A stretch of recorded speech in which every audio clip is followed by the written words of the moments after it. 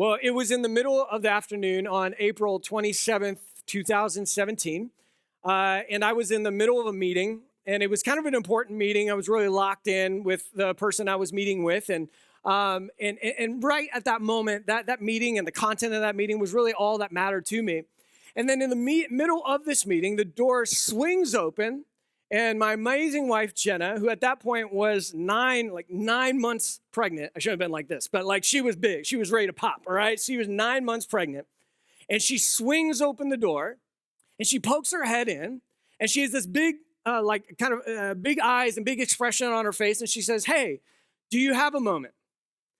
And I looked up, and I was a little startled. I was caught off guard, and honestly, I was a little frustrated, because I'm in this meeting. It's a serious meeting. Couldn't you tell, Jenna?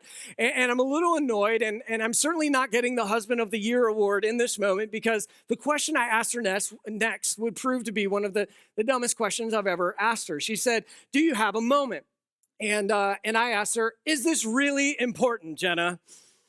And she looked at me with this smirk on her face, and she said, "Yeah, I would say it's definitely important, Travis." And so I step out of the meeting, and I ask her what is going on, still slightly frustrated and not really putting together the pieces of what might be going on right now. And I was like, what do you need right now? What's going on? And she said, "Travis, my water broke." And everything in that moment began to change. The meeting wasn't important. The frustration evaporated, because once I knew why the interruption was happening, I didn't resent it, but I received it with great joy. And it's this picture of being interrupted that I want to have at the top of your mind as we talk about Christmas this morning, because Christmas, in so many ways, is this sort of holy and divine interruption. It's this moment where God swings open the door of heaven and interrupts the human story to bring us good news. See, before we sanitize Christmas with our cute decorations and songs and marketing and shopping and Mariah Carey, all the things, right? Christmas was first and foremost an interruption. Christmas was disruptive before it was cute. Like God didn't enter history when the world was calm, when it was bright and ready, when everything was linear and predictable and peaceful. But Christmas is this moment where God swings open the door and steps into a world that was heavy and dark and fractured. And right in the middle of that darkness, heaven swings the door open and interrupts this dark night of the human story with good news. And it's this moment I want to look at today in Luke chapter 2, 10 through 11. I want to look through Christmas through the lens of the shepherds in the Middle East 2,000 years ago as they received the news of Jesus' birth. In Luke chapter 2, verse 10, it says this: "But the angel said to them," talking about the shepherds, "Do not be afraid. I bring you good news that will cause," let's say these next two words out loud, "great joy for all people. Today in the town of David, a Savior has been born to you. He is the Messiah, the Lord." Right in the middle of the night. The shepherds weren't expecting it. They weren't predicting it. But in this moment, God interrupts the world as they knew it to bring them good news. And this good news is of the birth of Jesus. And this good news, according to these angels, was good news that would bring great joy to all people.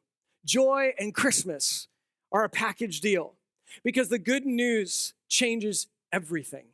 And it still changes everything, which means we still have a reason to be joyful, even in a world today that can feel just as dark, just as broken, and just as hopeless as perhaps the world of the shepherds 2,000 years ago. And so wherever you're walking in from today, whatever realities you might be facing, the first thing that the disruption of Christmas teaches us about joy, something that's so important if you're going to experience the joy of Christmas, is that joy meets us in the dark. The first aspect of the promise of joy that we discover in Luke 2 is that joy meets us in the dark. In Luke 2, verse 8, it says, "That night there were shepherds staying in the fields nearby, guarding their flocks of sheep. Suddenly an angel of the Lord appeared among them, and the radiance of the Lord's glory surrounded them. They were terrified." See, this first Christmas announcement of the birth of Jesus lights up the sky. sort of like the first Christmas lights you can imagine. And I love Christmas lights. Anybody else here, like you're all about Christmas lights, Christmas decorations? Yeah, you're all my people. Yeah, somebody's clapping for you. You're really my person, all right? I love it. There's two things in me that are like two suburban things in me that have not died. I would say I'm a city person, but these two suburban things remain alive and well. The first is I still like the Cheesecake Factory. Can I get an amen on that? I still like it. Don't judge me. The second thing, though, is I'm all about like outdoor Christmas decorations. And I live in the Presidio here, and one of the reasons I love living here is because you can actually decorate the outside of where you live with Christmas decorations, and we have like light projections on the front of our building, and then I have Buddy the Elf inflated in my front yard, and then we have lights on our bushes. Like if it's nighttime, we're lighting up our neighborhood. And I am kind of in a competition with a neighbor of mine. Don't tell him, but I'm definitely winning, all right? So it's my favorite thing to pull into my parking spot at nighttime and just see the night sky lit up by these Christmas lights. I think Christmas lights, they're symbolic of what the story is about. It's about joy meeting us in the dark. The author in Luke goes out of his way to make sure that we're clear about the setting, that the setting is literal darkness. But not only is it literal darkness happening at night, but I also think the author is giving us symbolism of what's been happening in the heart of the world and the human story, that there is a symbolic darkness that is taking place. I mean, here's a little context of the first Christmas. The people of Israel hadn't heard from God in now 400 years. The time between the final chapter of the last book in the Old Testament to the birth announcement of Christ is 400 years. 400 years of waiting, hoping, praying, believing that God would respond and intervene, and 400 years of silence. Has anybody ever prayed before and just felt like you were met by the silence of God? I mean, we've all been there. They've been there for 400 years. Generation after generation after generation of men and women who put their faith in God met with silence. This is the context of Christmas. But not only that, they are under the boot of Roman Empire. Caesar Augustus, the ruler of Rome, he was a tyrant. He gave himself many nicknames, but one of his favorite nicknames was the Prince of Peace. Sound familiar? He called himself the Prince of Peace, except the way that Caesar Augustus achieved peace was by destroying anyone who opposed him. So Caesar was peaceful if you were aligned with him and came under him, but if you ever tried to stand up to Caesar, you would be crushed. See, you wouldn't blame the Israelites at this point in time if they had given up on the idea of experiencing joy. You wouldn't blame them if they had lost their hope, because the world that they had known was far from joyful. It was anything but hopeful. The world was heavy. The world was broken, and there was no hope in sight. I wonder if any of you have felt this when you look at the world that we live in today. Maybe as you look to the news in the morning, even this morning, another terrible tragedy taking place in our world, where you can just in a moment feel your hope disappear as you see headline after headline after headline of violence, of war, of racism, of brokenness in our world. You see, if you can relate on any level to looking at the world and feeling pretty hopeless within it, then you can relate to those who received the first Christmas announcement, because it is in the darkness and bleakness of the world that Christmas shows up, that joy shows up, not in a palace, not in a temple, not during the daylight, not during a time of peace, but when everything was dark and broken. And I don't know about you, but I'm actually grateful that Christmas showed up in the dark. I'm actually grateful that joy showed up when it felt hopeless, because it gives us all hope that even when you find yourself in the darkness of a difficult chapter or loss or failure or persecution, or when things simply aren't going your way and they haven't been going your way and it feels like there's no hope in sight, maybe in your marriage, maybe in your job, maybe in your mental, emotional health, and it feels like you're never going to break through. I'm grateful joy shows up in the dark, because it reminds me that even in my darkest moments, joy can still show up. That hope can still swing open the door and interrupt everything that I've ever known and turn my life into a different direction. You see, Advent teaches something that radical that will require a lot of courage to believe. The joy I'm talking about today is not some frilly, fluffy kind of joy. that cannot sustain itself through the trials of your life. Today, I'm talking about a kind of joy that has some teeth to it, has some strength to it. And this kind of joy will require a lot of courage on your part to believe, because God's joy, according to Christmas, isn't the reward for enduring the dark. It is the light that meets us in it.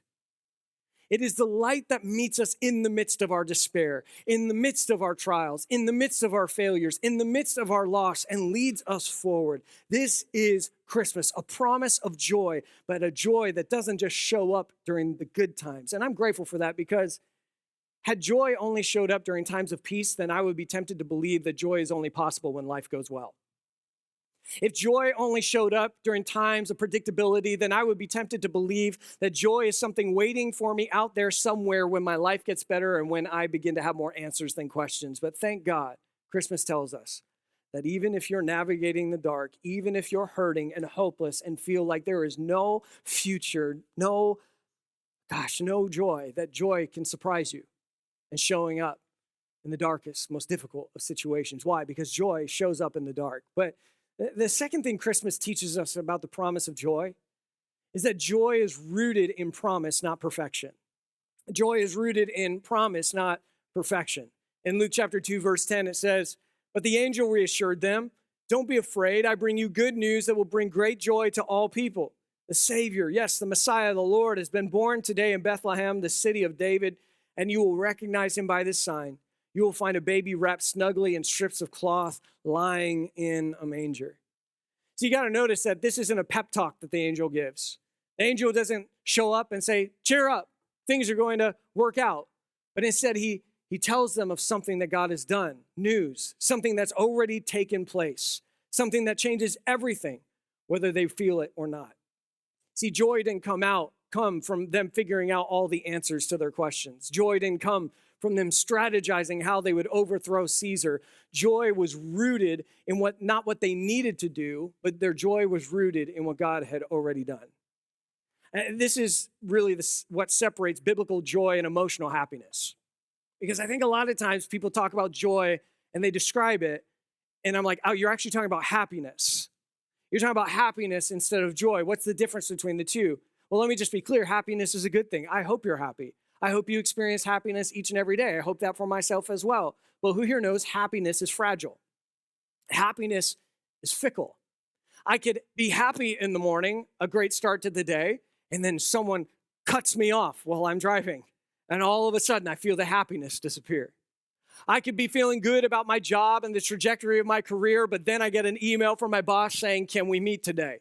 And then all of a sudden, that happiness seems to fall apart. Happiness, while good, is fragile. But sacred joy is rooted. Biblical joy is grounded. It can weather any storm that you go through. It's grounded not because it's grounded in your circumstances, it's grounded in God's character. Your circumstances will never be consistent. And all my type A people, I'm so sorry. As much as you wish that you can plan everything and prepare for everything, life just has a funny way of throwing you a curveball again and again and again. Your circumstances will be anything but consistent. So if you attach your happiness to your circumstances, then you will have an inconsistent happiness. You will have an inconsistent joy.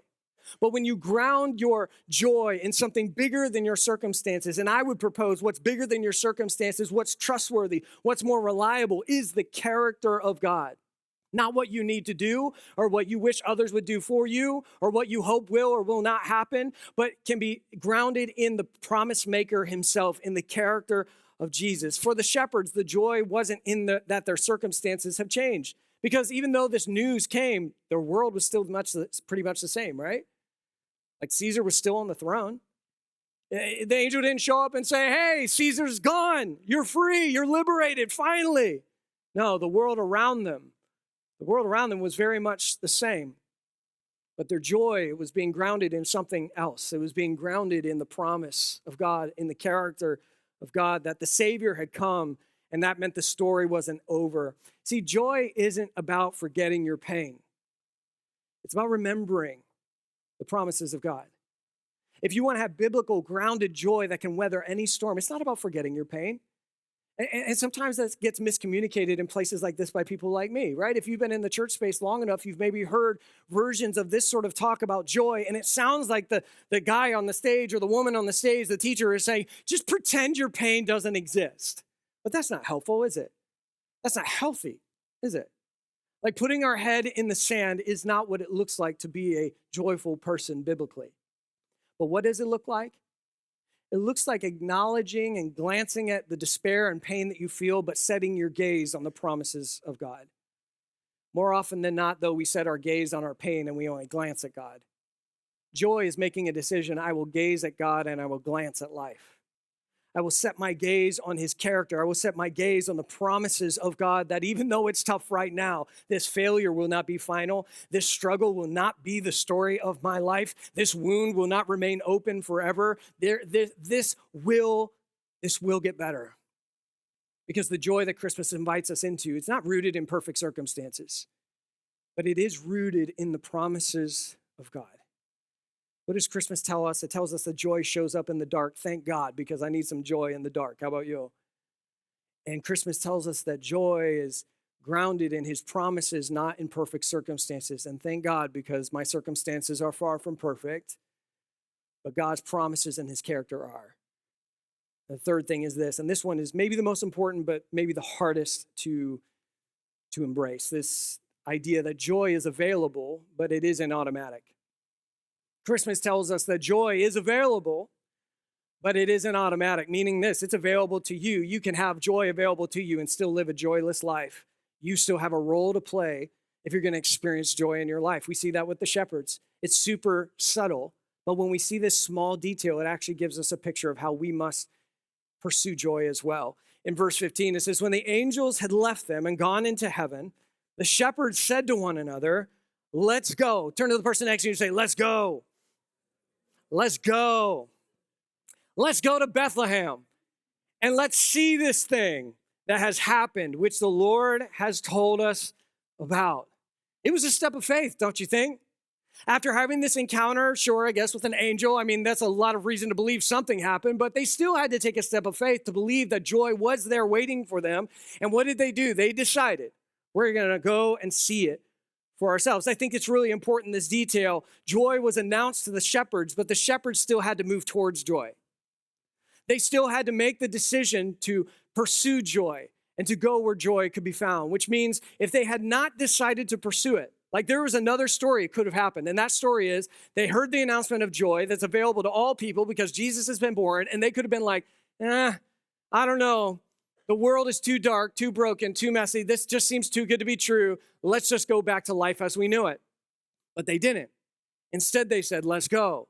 Let's go see this thing. Let's go see Jesus who has been born. They still had to pursue joy. And while joy is available to you, you're going to still have to pursue it as well.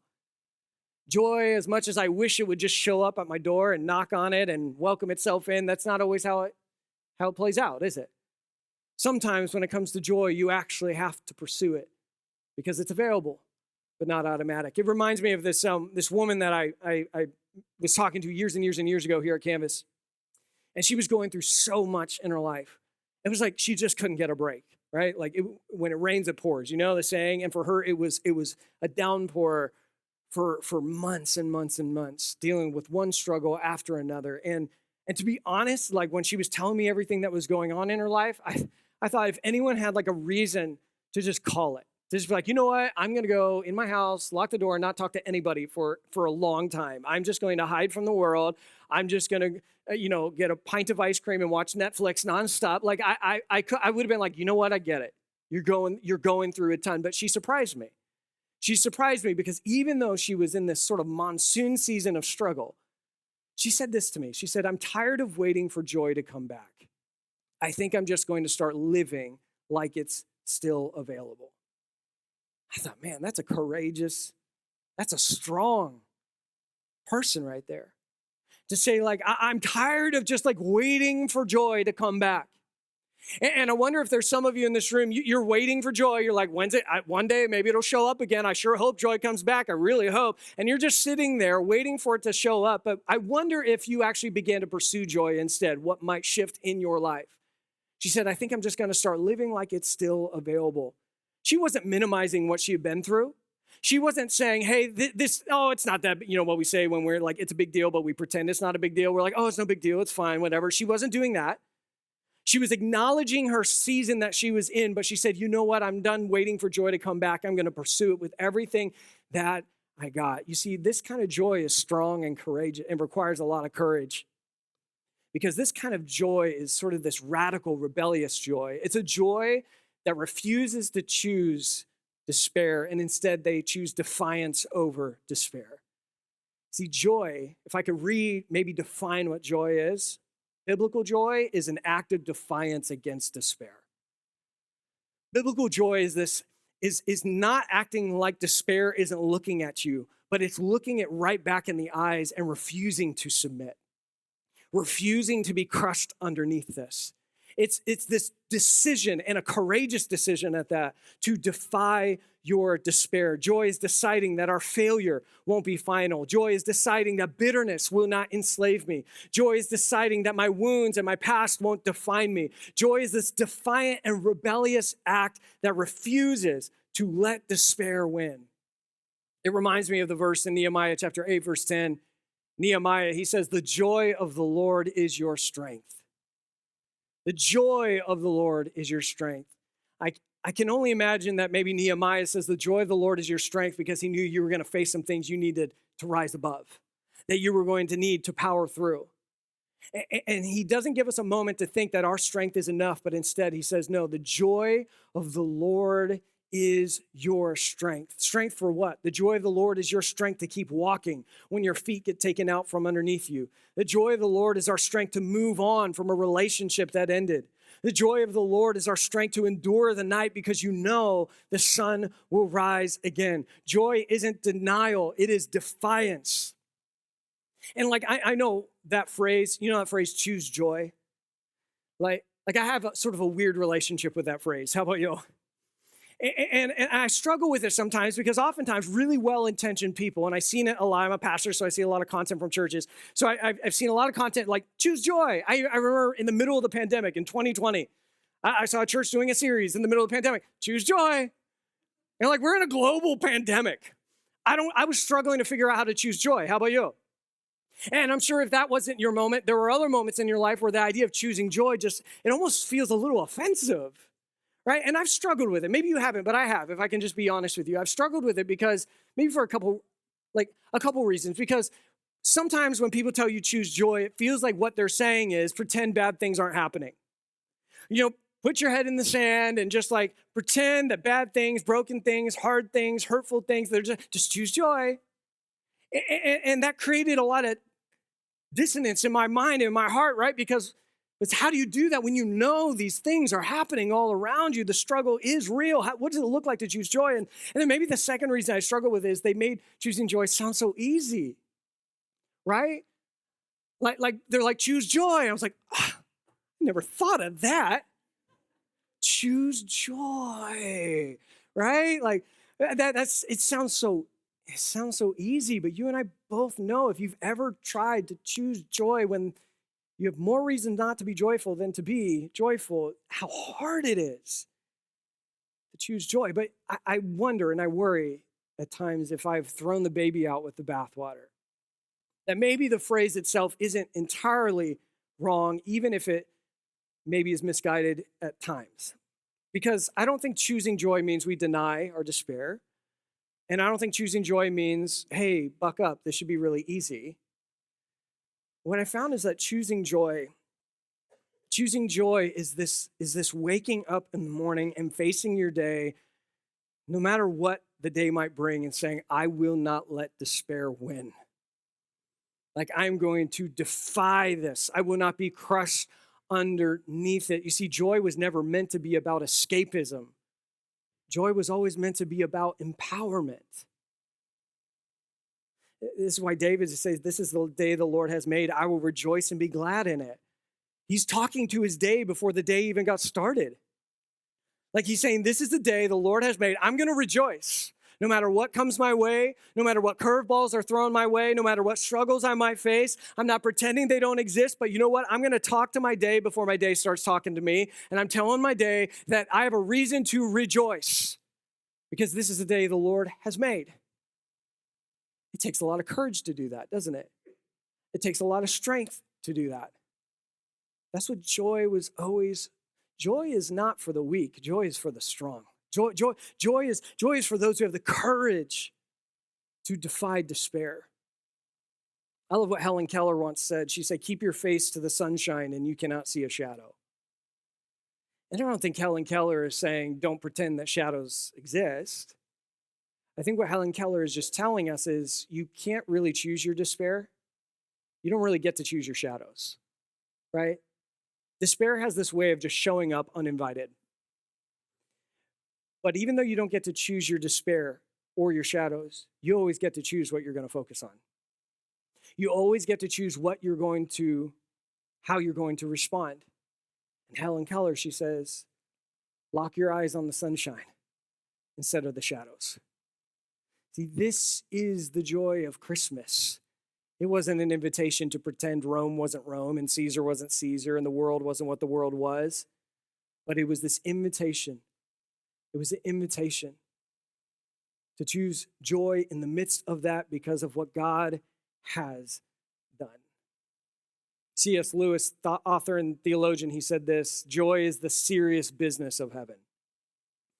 Joy is that I think sometimes we've made joy very unserious, or we've made joy very weak. But I love what he says. Joy is the serious business. It's serious business to defy your despair. It's serious business to say, I will not be crushed underneath my mistakes or my past or that relationship that ended or what happened to me as a child. I will not allow this diagnosis. I will not allow this layoff. I will not allow what life has thrown my way. I will not allow this to be what defines me. Instead, I will defy my despair and I will pursue joy. And Christmas tells us that you can do this because it's in the dark that joy shines the brightest. And Christmas tells us we can do this because our joy is not rooted in our circumstances. It's rooted in Christ, who's reliable and trustworthy. And we can do this because we know that joy is available. Like the angel said, not to some people or a few people, but to all people. Joy is available to you, to me. Whether you're on top of the mountain or whether you have plummeted down to the valley, joy is possible. I read this story recently and just thought it painted a picture of what courageous, strong joy looks like. It was during communist rule in Romania. A pastor named Richard Wurmbrand was arrested for preaching the gospel, and he spent 14 years in prison. And of that 14 years, much of it was in solitary confinement. He was beaten and he was starved and he was forbidden from owning a Bible. And the guards even told him when he first came into the prison cell, they said, joy doesn't exist here. Joy is impossible in this place. And one night in the darkness of his cell, Pastor Wurmbrand began to quietly hum one of his favorite hymns. And as he hummed it, he began to all of a sudden begin to whisper it in the darkness of his cell. And then as he began to whisper it, it's like all of a sudden he found himself singing his favorite hymn. So much so that according to the story, other prisoners in different cells around him started to join him through the walls singing the hymn. And he later would write this. He said, we forgot that we were in prison.